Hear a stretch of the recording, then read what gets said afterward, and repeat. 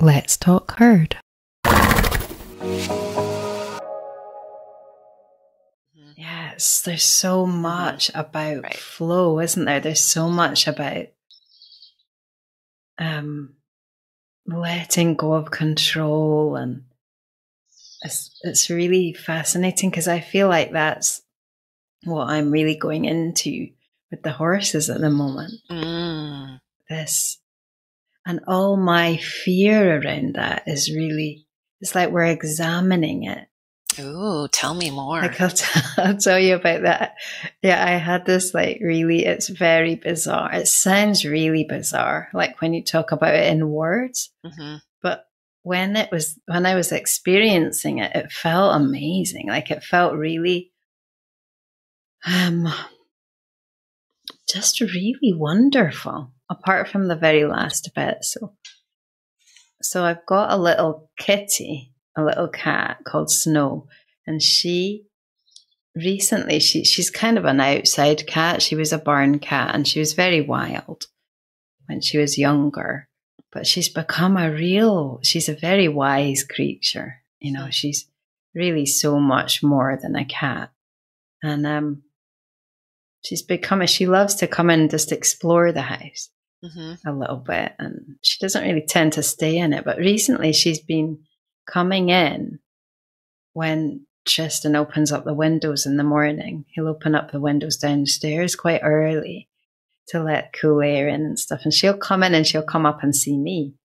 I have to move the mosquito net pretty fast because she thinks that's great fun, getting tangled up in that.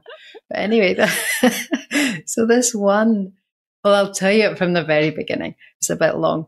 But one time she came up and she was lying there, and I was like in that, you know, when I'm not really quite awake and I'm not quite asleep, but I could feel her and I really wanted to pat her. I wanted to touch her, but I just didn't have you know how you just don't want to move. Yeah. And so I and then I felt the weirdest thing happen. It's like it was like a little golden bridge of energy jumped from me to her.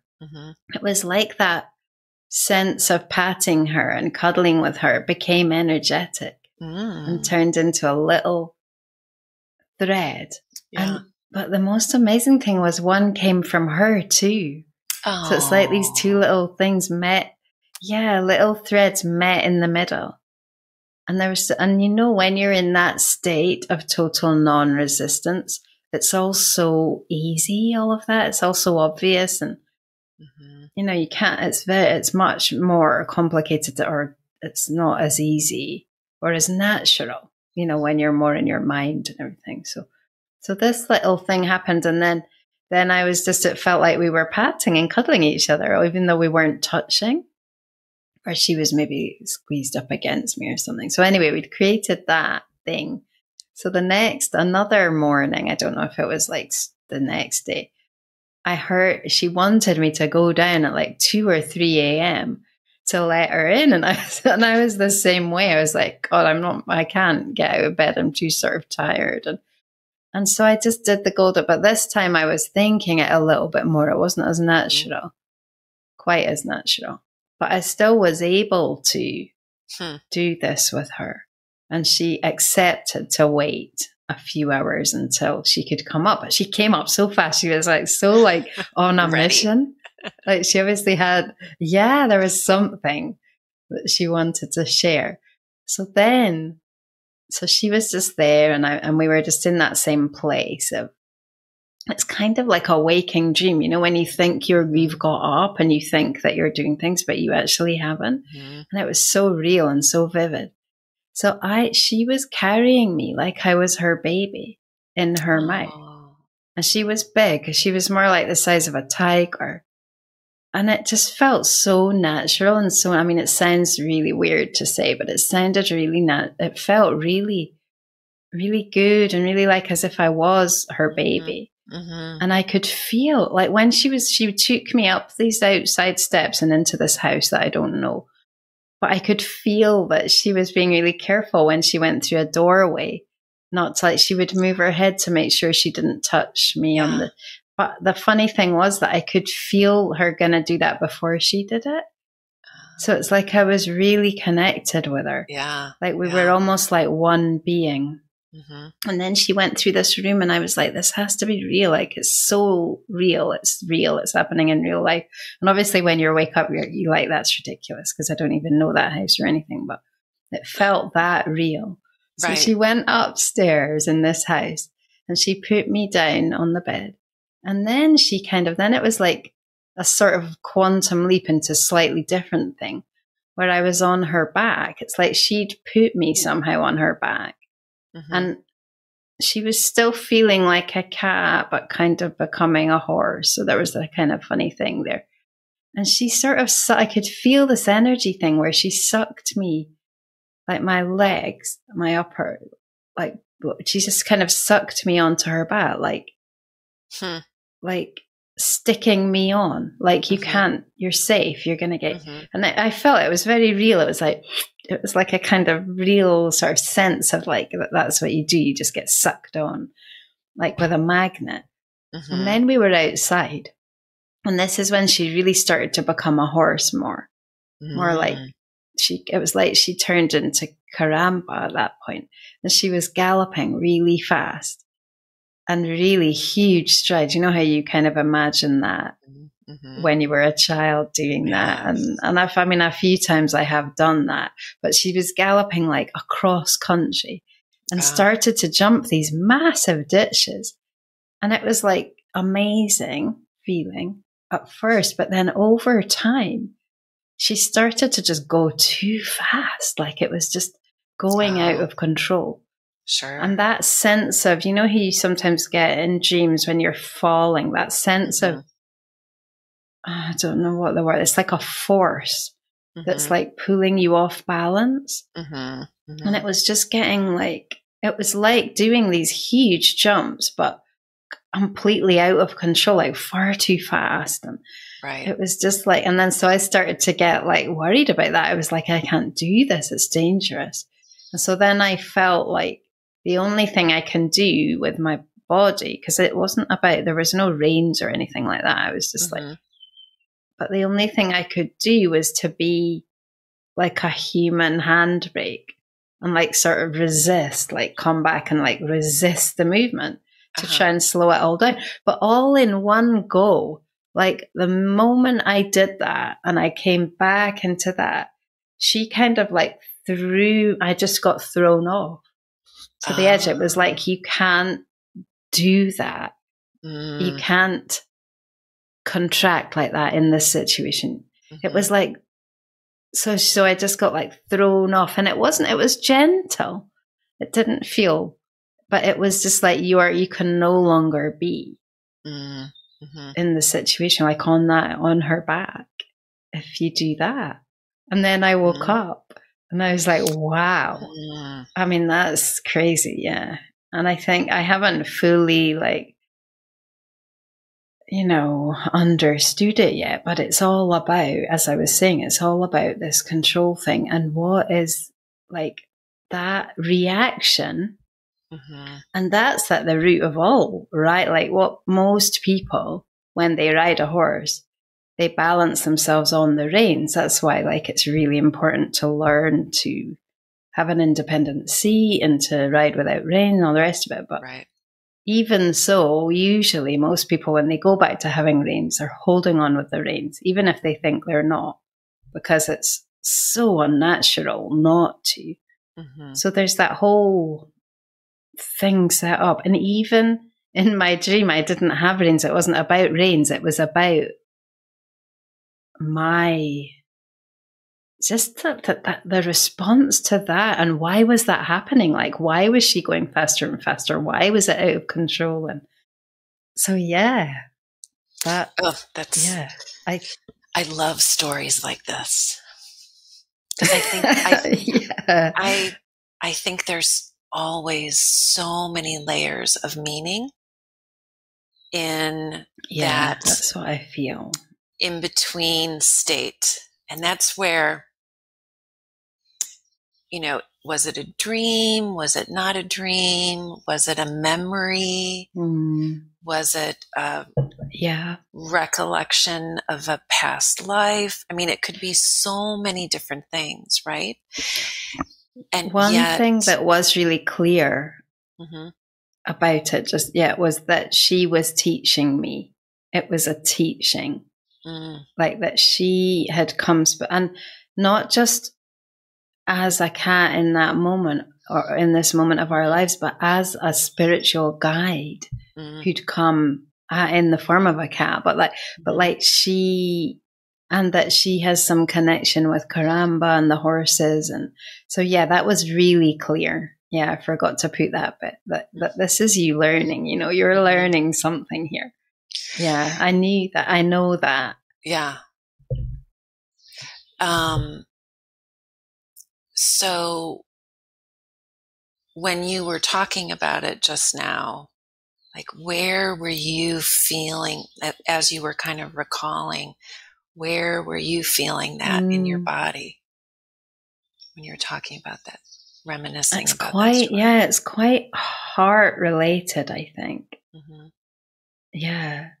It felt like the whole thing was very root anchored in this kind of heart, maybe a bit, really the heart kind of center, because most of it was very loving and it felt very, just really inspirational and really wonderful. But it was a bit like you've got either something new has to be created, like a new way of dealing with things, or there's something else that. But yeah, that's where I felt it was related to, definitely my heart. But not in a way that, yeah. I was just going to say not in a kind of, not in a, like it wasn't, there wasn't any turbulence or sense of emotion, really. It was it felt very easy and easeful and and joyful, and it felt very anchored in my sort of path, here. And then in that story, as you were flying across the fields in that freedom of expression that we just love to see the horses doing, when you started to feel that sense of being out of control, where was that feeling in your body? Actually, what I thought of when you said that, what I remembered from the dream, was that it was almost like she felt, and I don't know if I'm making this up, but because I might have kind of added it on afterwards, but what comes to me is that she felt like she had to do more and more. So there was a sense of that was why it was starting to go out of control a little bit. Okay. So I suppose in my body, I would have felt that, like higher up, probably. More in here, more in my kind of throat, maybe, or I don't know about that. Can you maybe just for a second close your eyes and go back to that story and feel that exhilaration, right, of just that full out gallop and freedom and joy and exuberance. And then at that moment when you just start to feel like, what was the hint in your body that it was starting to become, I think you used the word out of control. Like where was that hint somatically for you? was kind of connected with my arms and my upper body. Mm-hmm.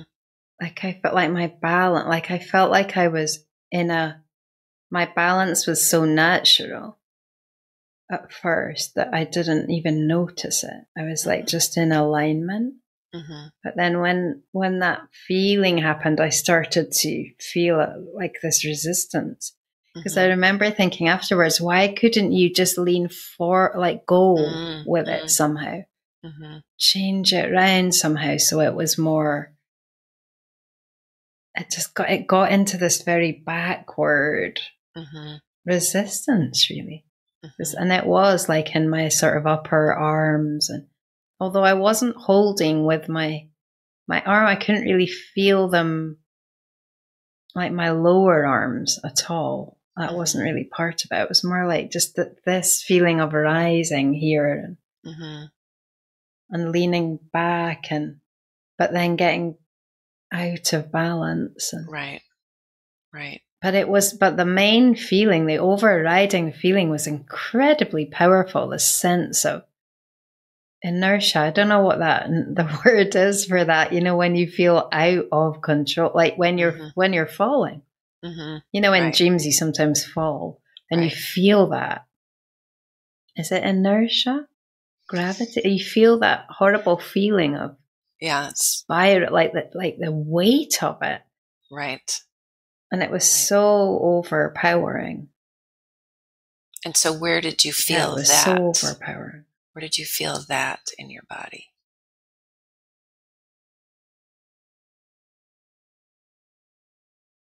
Probably kind of in my whole body, but more, it all seemed to be anchored in this kind of area. Like,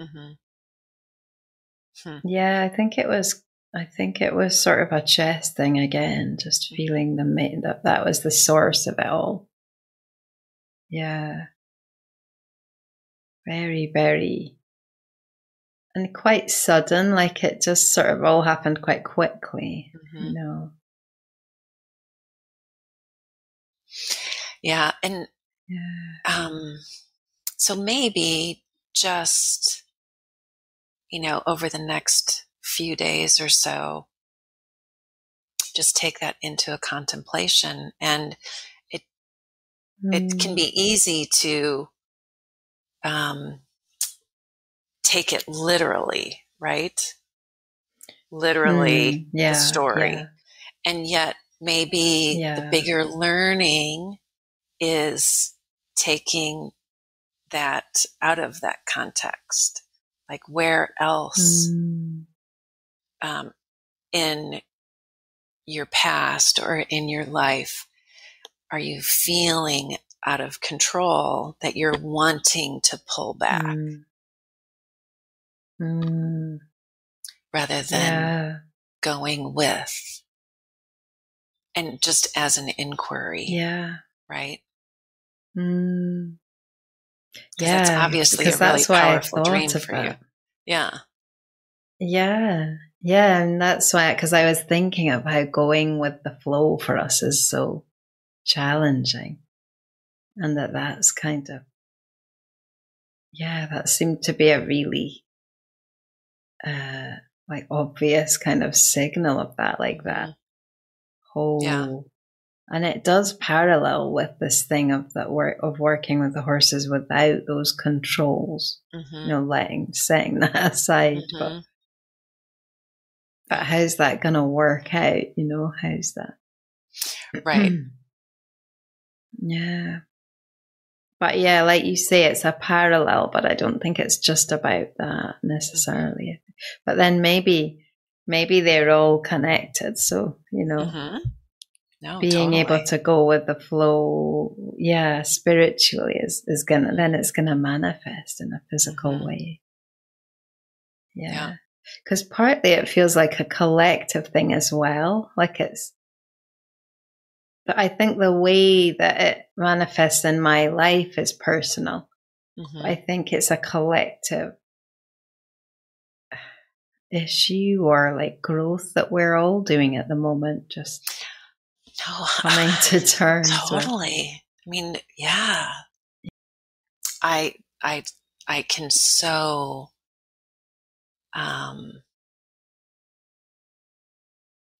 resonate with the bigger message of your story myself. Can I just real quickly share what I mean by that? Yeah. So it was it was probably sometime last week. So my husband works long hours. I had a long day of work. And it was just one of those days where I felt just layers of kind of heaviness coming upon me. And we have, the 5 equine in this giant property. And by the end of the day, I think I just was weighed down. And so my thought, a thought that entered, right? Always dangerous for me. But a thought that entered my head was, is this just too much for us? And so it's a different story, but it's kind of the same, right? Yeah, like all very this, much, moving along, and my thought created a retraction, right? My thought was like, oh, is this just too much? Like I need to retract. And I didn't hear, so I don't consider myself, what are the ways of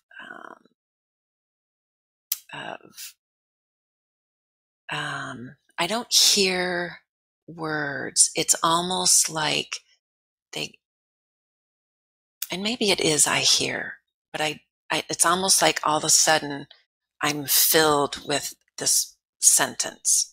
And the sentence was something like, well, why do you think that's such a bad thing? Why is it such a bad thing to have all of this? And then it kind of woke me up, and I was thinking, oh my God, yes, it's not a bad thing. Oh my gosh. We have this beautiful property and these beautiful animals, and why in that moment did I make this mental judgment that I was incapable of doing the next little step, allowing for that flow to happen? And why was I not trusting that it would all work out? I, in my little brain, believed, like my truth in that moment was, holy shit, everything's going to hell in a handbasket. I need to chuck it all because it's not going to work out. And why didn't I instead trust that all I needed to do in that next moment is just take the very next little step, and then the next step would follow, and then the next step would follow, and the flow would be established. Yeah. And I think that is how our ego works. Like when there's a weakness there, like because you're already tired and you're already, there's heaviness and layers. And so it's like with that weakness, it can just take advantage and just like balloon everything up so massive into this massive thought. Yeah. And it's, I've been discovering, because I totally get that. And I've been discovering, I suppose it's not really discovering, it's been a process of that ego thought having, instead of it being so much a thought, It's more of a vibration. It's more of something you can feel, like as a shape. So not necessarily like in that context, maybe something like, trying to think about an example, but just like, well, actually it is quite a good example, like feeling overwhelmed or feeling like, oh my God, I haven't got this done and I've got to do that. And I don't feel like doing that. And just, but instead of like staying in the mind with it, just like feeling it as it's not necessarily a feeling, but like as a shape. And I think if you can just do that, like even just a little bit of that, it's crazy how it loses its power. Yeah. Like it just sort of, it can just dissolve and you're like, oh my God, I'm not actually a prisoner to those thoughts. But, and I don't know if that's a way to do it or I don't know if that's just because for me, tuning, like feeling energy is just, it's just something I've kind of, developed as a, maybe other people have different ways, like they would work with emotions or whatever, but it's so powerful just to see it not as a, because it's got all of its power is in your mind. Somehow it can just like mushroom out of control, like 100%. This nuclear bomb going off and it reverberates. But if you just sort of, if it's no longer a word or a sentence or an idea or a concept, if it's a vibration, then it just loses its power and it's so I don't know if you were going to say more, but no, I love that. And like you said, everybody is so different. And so we all get to discover, and sometimes discover through failure and multiple failures, how it works for us, each of us individually. Yeah, exactly. Yeah.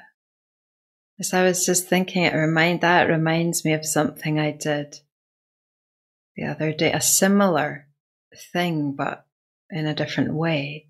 Like I was listening to a podcast of somebody who, there was something about this guy that just was like, I realized, because I really felt like he said some amazing things. And he's a yogi. He's American. And he's got like this energy that's very, well, anyway, I wasn't thinking about his energy. I was just listening to his words and I really liked what he was saying, but then he would say something and then I just kind of thought, you're bothering me. Like, why are you bothering me? Why do I feel like I want to judge you? And so I was like, I really wanted to go into that and understand that. So I really was focusing on why. And so I started by feeling his energy, like feeling it as energy. And energetically, he felt really like, kind of like a young, trying to put it into like something that's feelable, but like, say, like a young animal who's like bounding all over the place and quite, just sort of a lot, a lot of energy. And it wasn't that it was really that, like, because that makes it sound simpler than it was. And he wasn't like really like, crazy over the top or anything, but there was just that element. And then I realized that what the root issue was with my ego was that because by listening to what my ego was wanting to do, it was like I couldn't categorize him. Like I wanted to categorize him. I wanted to either say, right, you're right, or in everything it sounds so simple, but like, you're like somebody that I like, who I agree with, or you're somebody who's annoying me, but I couldn't actually categorize. And the reason that he bothered me, or that I felt somewhat threatened by him, like my ego felt threatened, was that I couldn't put him in Like I couldn't put him in a box. Oh, that's so powerful. Yeah, and just feeling that was so, there was another element to it that's so subtle that it's hard to remember, but it was all about how my ego like works, like really listening to how it works and how it wants things to be, and it wants to, so first of all, it wants to be able to categorize, because that feels, of course, yeah, totally. I suppose that feels safer, doesn't it? Like when you can judge someone in some way, whether they're like your God or your like devil or whatever, whether you hate them or you love them, you can still categorize them, and you can kind of, it's like you're containing them, like limiting who they are, so that it's like another form of control, isn't it? Like you're controlling them. And that's kind of what we do with horses. Like we want to control the options. Right. And it's what we do in the horse world with different types of training, right? And different trainers. Yeah, definitely. We want to categorize them. And again, it goes back to, as soon as we define someone as good, then that means there's somebody else that's not good. And in our ego, our brain, right? This is how we've evolved. We have evolved over thousands of years by categorizing, and it's created safety for us, right? Oh, that's a bad tiger. That's a good animal. That's a poisonous thing. That's a non-poisonous thing. So our brain just naturally tries to do that. But it doesn't mean that we have to believe everything our mind, our brain tells us. Yeah. And I think the ego wants to do that because we're always seeking to validate ourselves. So it's like, how do I compare? How do you know how, like, you want to feel like you've got someone labeled, or you've got someone down, you understand someone, because then you can relate them to you. You know, you can see where you are in relation to them, which is an ego thing to want to do, because why do you need to do that? Why do you need to compare yourself? Like, we don't do that when we're not in our ego. Like, it's always our ego that wants to compare. Right.